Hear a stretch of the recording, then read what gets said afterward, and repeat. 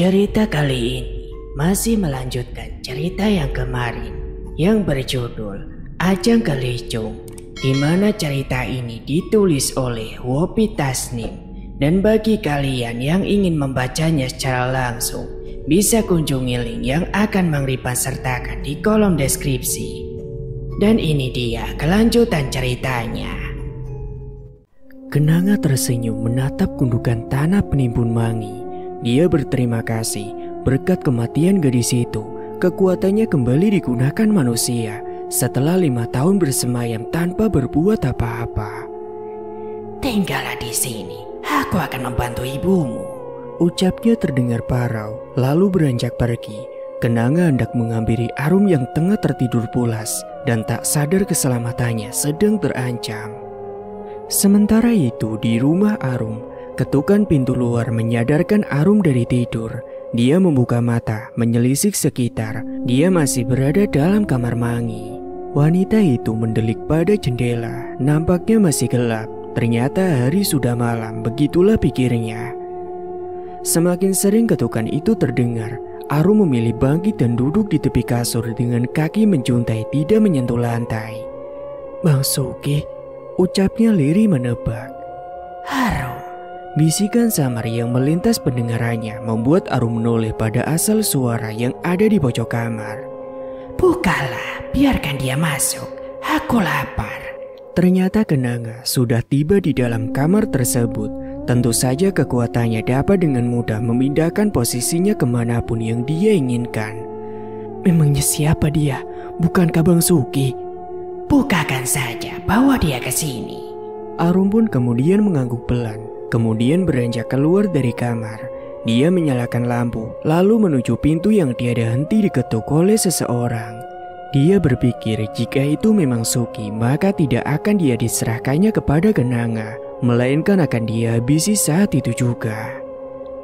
"Arum," dahi wanita tersebut bergerut.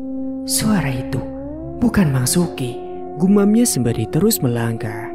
Suami Rati sedikit berteriak tetapi masih mengontrol emosi karena tidak ingin asal menuduh. Kedatangannya ke rumah Arum sekedar untuk memastikan apakah benar kematian sang istri adalah perbuatan tetangganya itu atau bukan. Jika iya, maka barulah dia akan bertindak semestinya. Suara kenop pintu pun terdengar ditekan dari dalam. Suami Rati pun berhenti mengetuk dan sedikit mengurai jarak. Setelah pintu terbuka, dia justru tidak bisa mengajukan pertanyaan apa-apa. Pria itu tercenung menatap sosok Arum yang berdiri dengan senyuman manisnya. "Ada apa, Bang?" Suaranya terdengar lembut. Kalimat itu keluar dari bibir wanita yang ada di hadapannya. Suami Rati semakin terkesima. Tubuhnya mematung. Seketika pikirannya lupa hendak apa dia datang tadi. Penampilan Arum yang terbalut kebaya marun serta kain jari sidoasi tampak seksi di matanya. Itu Rum, itu." "Masuklah, Bang."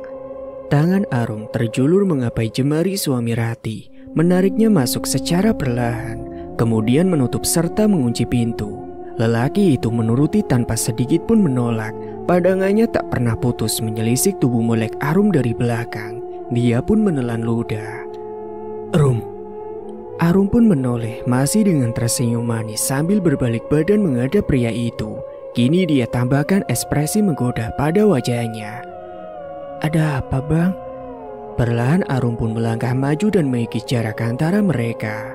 Dan setelah berhadapan, dia melingkarkan lengan pada leher suami Rati, lalu membelai anak rambut yang menghalangi kening lelaki itu. "Mari masuk, Bang. Kita bicara di kamarku saja." Secepatnya suami Rati pun mendekap pinggul Arum, mengangkat tubuh indah tersebut untuk memasuki kamar. Kemudian mendudukkannya pada tepi kasur. Bak seekor kucing mengendus makanan. Hidung lelaki itu secara liar menyusuri leher jejang milik Arum. Napasnya pun memburu. "Kenapa kau cantik sekali malam ini?" Suami Rati mulai menyibak kebaya penutup bagian bau Arum. Pria itu menggeram di sela-sela napasnya. "Kau begitu menggoda, Rum." Terasa geli, Arum pun menggelinjang akibat sentuhan kumis tipis pria tersebut pada bawah dagunya. "Bang, bolehkah aku?" Arum tidak meneruskan ucapannya. Dia justru memberi isyarat dengan membelai leher lelaki tersebut. Iya Rum, lakukanlah. Aku milikmu malam ini. Arum pun tersenyum sembari menggigit bibir bawahnya. Sontak hal tersebut semakin membuat pria itu kewalahan, menahan gejolaknya dalam dada. Wajah Arum kian mendekati leher suami Rati. Lidahnya terjulur menjilati bagian itu secara perlahan, bergerak naik turun, hingga desah si lelaki terdengar. Akan tetapi itu tidak berlangsung lama, karena setelahnya tiba-tiba suami Rati berpekik parau karena tiba-tiba Arum menggigit kuat kerongkongannya hingga derak suara daging itu terdengar. Lelaki itu pun berusaha melepaskan diri, tetapi Arum menahan dengan memeluknya kuat-kuat. Cukup, berikan sisanya kepadaku. Bola mata suami Rati melotot manakala di belakang Arum muncul sosok mengerikan. Ya, itu adalah Kenanga yang muncul secara tiba-tiba. Arum pun semakin menguatkan gigitan sebelum akhirnya mendorong tubuh lelaki tersebut hingga membentur lemari. Kemudian terkapar di lantai dengan memegangi leher. Darah segar pun menyembur dari bagian itu, membuat air liur Kenanga menetes karena ingin menikmatinya segera. Berbeda dengan keadaan rumah Arum yang urusannya dipercayakan Ratmi kepada suami Rati, kesunyian kampung kini menjadi riuh akibat teriakan wanita parubaya yang mengumpulkan para tetangga. Dia mendatangi bangunan-bangunan terdekat mengetuk pintu mencari pertolongan. Setelah beberapa orang keluar, lantas diajak untuk memeriksa apa yang telah terjadi terhadap Rati. Hayo, seru wanita itu. Kurang lebih 7 orang kini telah mengekor di belakangnya. Sebenarnya ada apa, Mbok? Tanya seorang ibu muda. Aku pun tak tahu. Lebih baik kita pastikan sendiri. Rati ditinggalkan di rumah. Suaminya kusuruh untuk mendatangi si Arum. Arum? Memangnya kenapa sama Mbak Arum, Mbok? Tanyanya lagi. Nanti ku ceritakan, ayo buruan cepat. Mereka berduyun-duyun mendatangi kediaman Rati yang memang terlihat sepi dari luar. Pintu pun tidak sempat ditutup oleh sang suami, jadi para warga dapat segera masuk dan memeriksa. Langkah orang-orang itu tidak secepat sebelumnya. Mereka justru tersendak dan mundur satu persatu setelah melihat keadaan Rati yang mengenaskan. Penampilan mayat itu sudah tidak dapat dikenali lagi. Astaga, apa itu Mbak Rati, Mbok? Si ibu muda menutup mulut menggunakan kedua tangan. Bola matanya terbelalak seakan-akan tidak percaya dengan apa yang terlihat di hadapannya.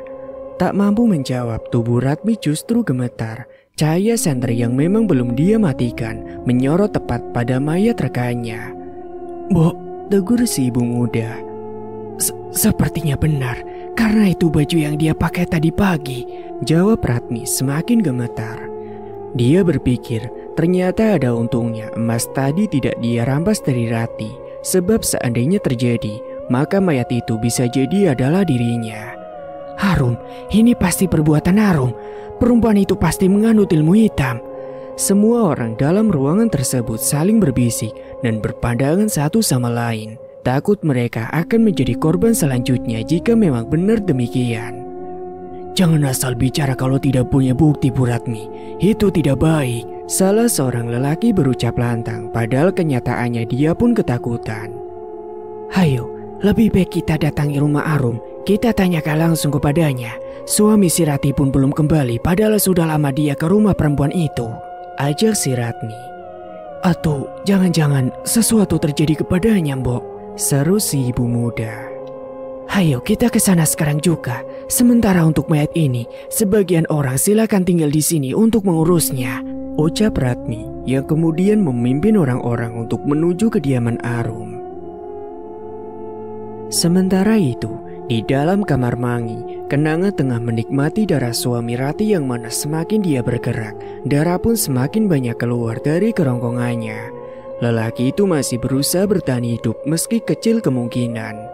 Sementara Arum, dia duduk santai di tepi kasur, menyaksikan pemandangan di depannya. Bibir manis wanita itu menyungging seringai. Keluar kau cenayang! Arum mendelik teriakan serta gebrakan dari pintu luar mengalihkan perhatiannya. Namun Arum tidak berniat menghampiri sama sekali.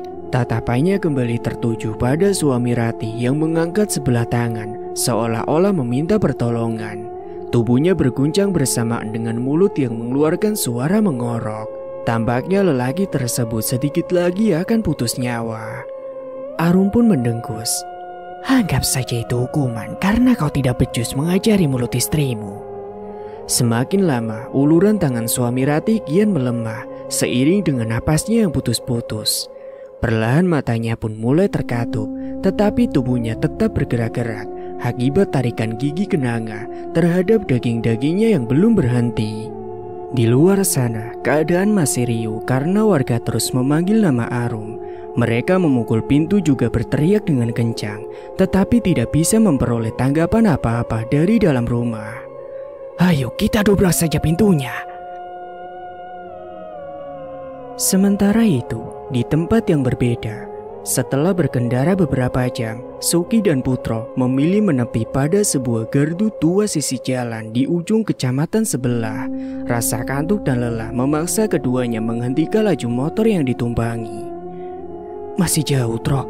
Suki berucap sembari berjongkok di tepi gardu, mengusap wajah dengan gelisah. Mereka berniat mengunjungi kediaman Jarwo. Lelaki itu adalah teman dekat Suki sebelumnya, juga dikenal oleh Putro karena berprofesi sama. Jarwo tak lagi tinggal di kampung mereka setelah 4 tahun belakangan. Seingatku sebentar lagi, Suk. Putro menimpali dari atas motornya. Lelaki itu memilih beristirahat di sana tanpa ikut turun. Suk, sejak semalam aku bertanya, kau tak pernah memberiku jawaban. Sebenarnya ada apa? Buah apa yang tidak pernah kau lepaskan itu? Suki membuka genggaman tangan. Ajang kelicung, sautnya kemudian sembari memandangi buah yang petugas memeriksa mayat Broto berikan. Buah itu kini mulai layu, warnanya kecoklatan hampir serupa darah kering yang melingkupi sekelilingnya. Aku dan Jarwo pernah menggunakan buah ini 5 tahun yang lalu. Suki menatap jauh ke depan, pandangannya kosong. Ingatan lelaki itu membawanya pada kejadian 5 tahun silam. Yang mana kala itu? Sampean serius, Suk? Janu itu kan koncomu. Sudah lama kalian makan pahit manisnya kehidupan berdua. Kala itu, Jarwo berucap dengan logat Jawanya yang khas. Dia memastikan kembali niat yang baru saja Suki utarakan. Kedua pria berusia lebih dari 30 tahun itu tengah duduk di tepi pematang, berbincang sembari beristirahat menatap petakan sawah berpadi gadu. Siang menjelang petang.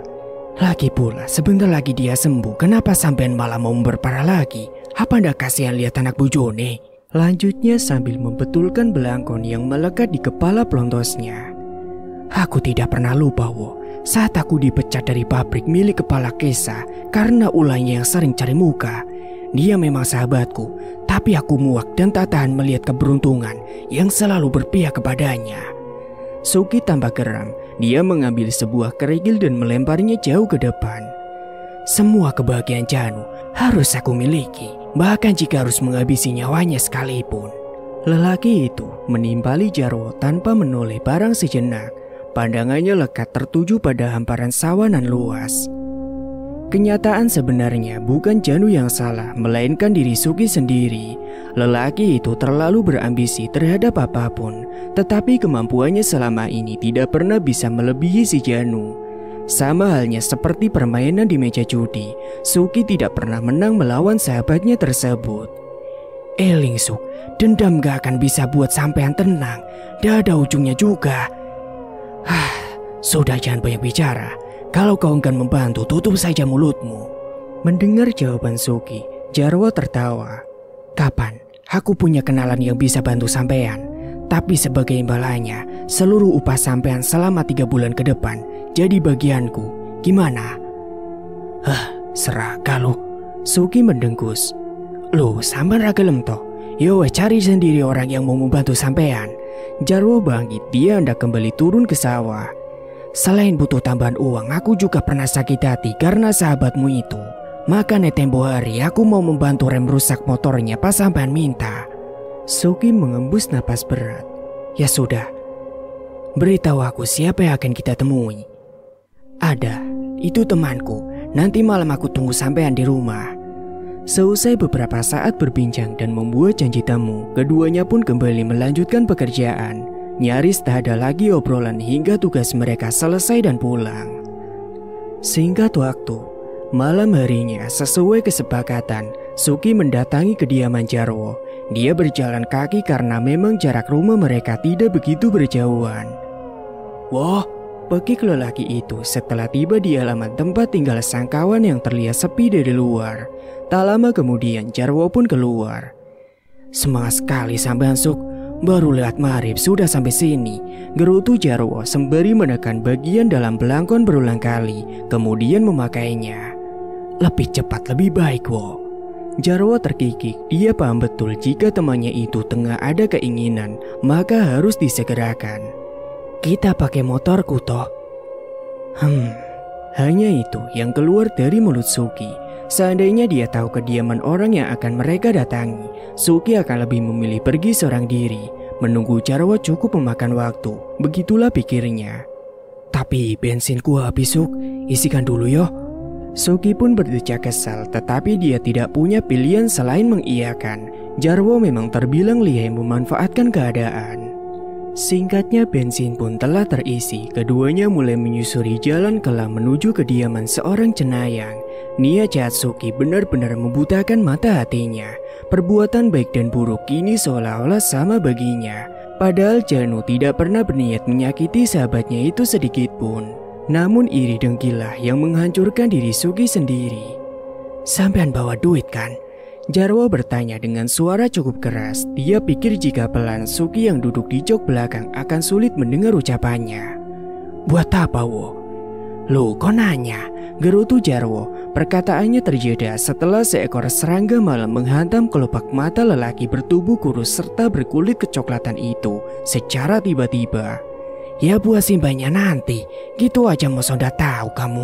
Lanjutnya sembari mengucek mata dengan tangan kiri. Sial, aku tidak bawa. Kau tidak bilang sebelumnya.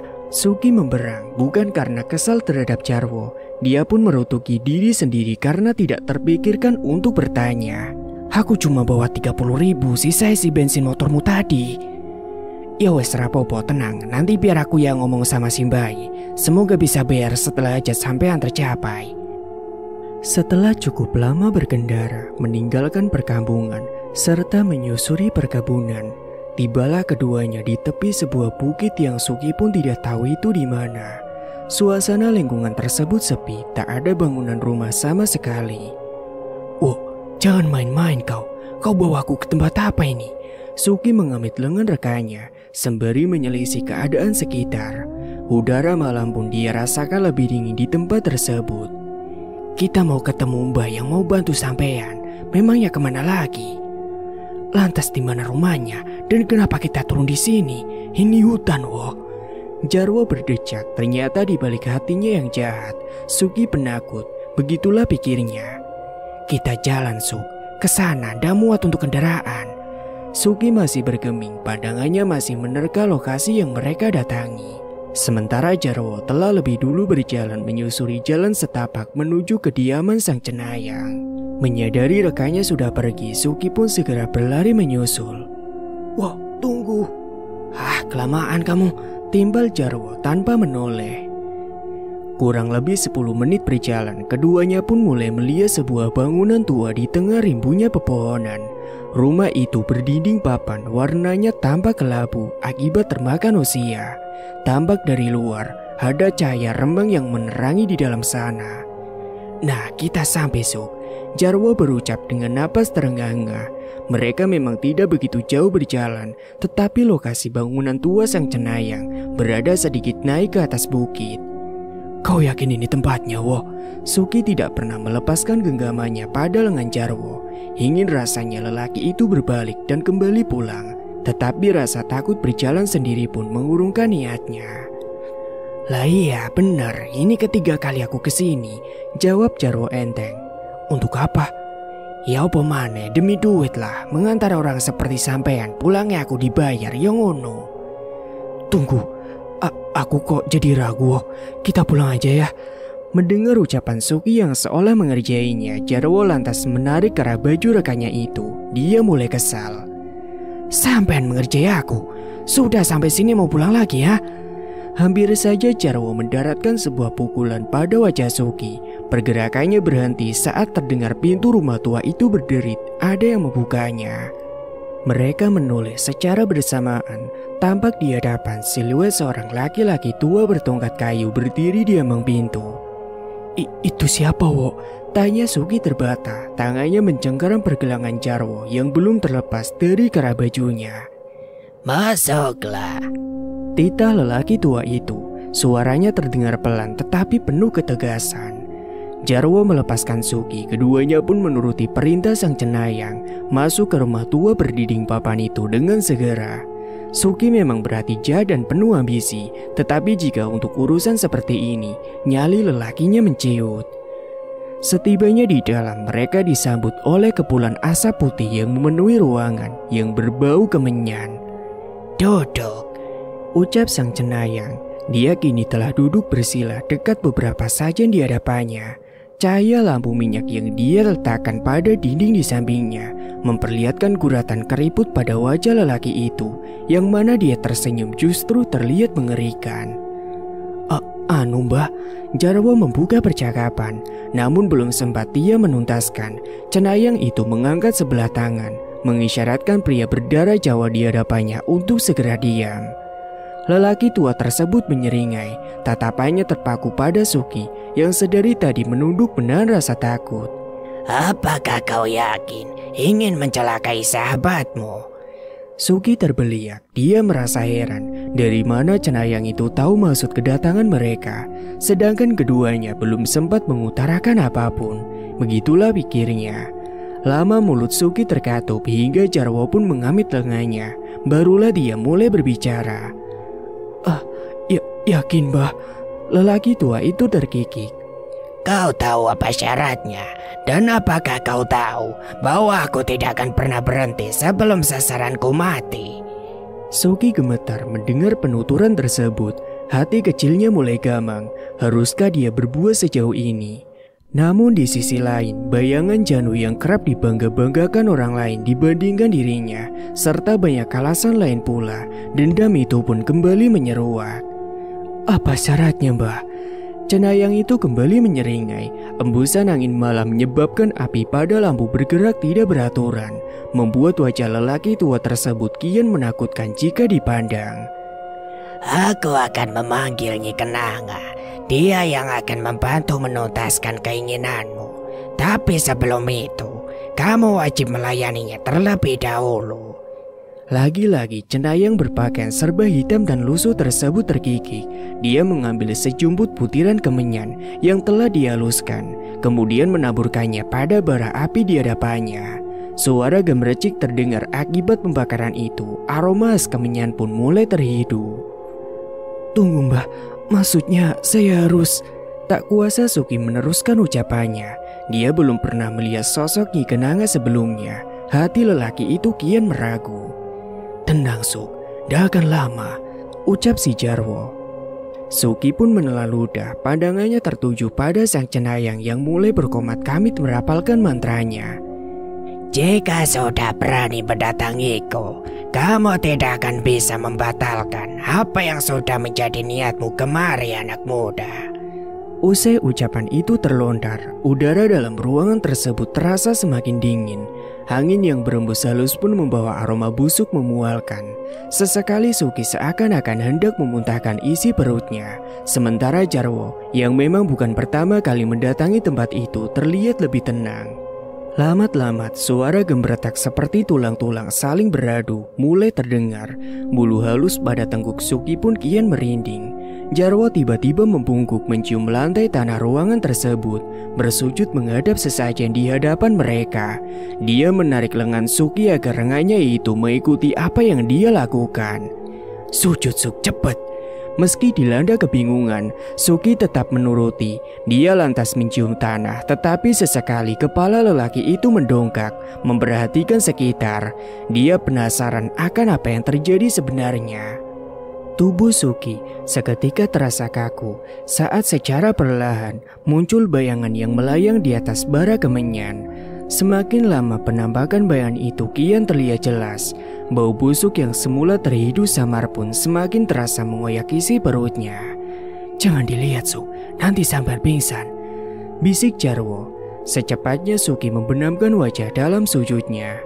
Tubuh lelaki itu pun mulai mengeluarkan keringat dingin. Dia merutuki kebodohannya mendatangi tempat tersebut. Kamu memanggilku? Nyi Kenanga mulai bersuara. Dia berucap parau, tubuhnya masih melayang di hadapan sang cenayang. Sesekali tatapannya tertuju pada lelaki tua itu. Sesekali pula mendelik pada Suki dan Jarwo. Benar, Nyi, anak ini membutuhkan bantuan Nyai, ucap sang cenayang sembari bersimpuh dengan kepala menunduk menghadap Nyi Kenanga. Rupanya ada manusia yang ingin menghabisi manusia lainnya.